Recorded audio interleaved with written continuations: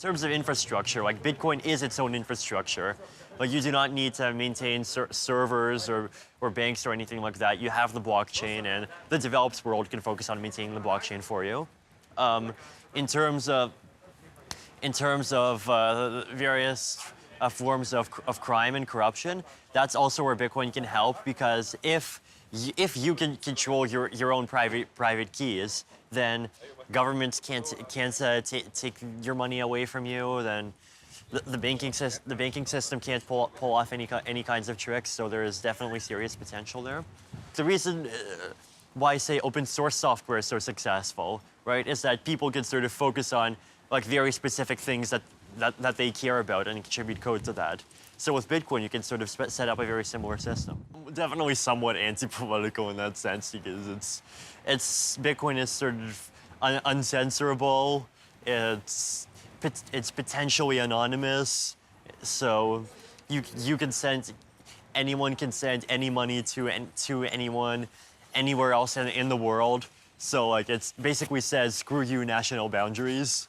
Right now, it's these sort of extremely niche applications. In 2011, it was even more niche applications. Like the ultimate sort of thing that's suppressed by the traditional system is, of course, Silk Road. So it's 2013 is where we are now. In 2015, for like lots of different international things, lots of industries like money transfer, business to business, anything where you don't want to have chargebacks. Sort of low trust scenarios, 2017, 2020, microtransactions, sort of various kinds of fully automated services. Like imagine, for example, if you could have a service where you have your phone, you personally have in a unlimited data plan. Then you want to simultaneously help other people get internet access and earn Bitcoins. What do? You put up a Bitcoin hotspot on your phone, and basically you say, like, anyone can hook up to the internet through me in exchange for 0.0001 Bitcoins per megabyte. Then I have a device. I don't have a phone plan. On my device, I have an app that says, I'm willing to pay up to 0.0002 Bitcoins per megabyte for internet. And then you just search around and you get internet access. So you sort of pay for internet sort of by the megabyte. So as that sort of thing scales up, you could, of course, get rid of much of the internet infrastructure entirely and replace it with mesh networks. Now, here's the other interesting thing. Imagine self-driving cars. Imagine if my self-driving car pays your self-driving car 0.0004 BTC to let me pass. Somewhat controversial among the Bitcoin crowd, but I think capitalism as we know it is going to get a pretty radical shakedown.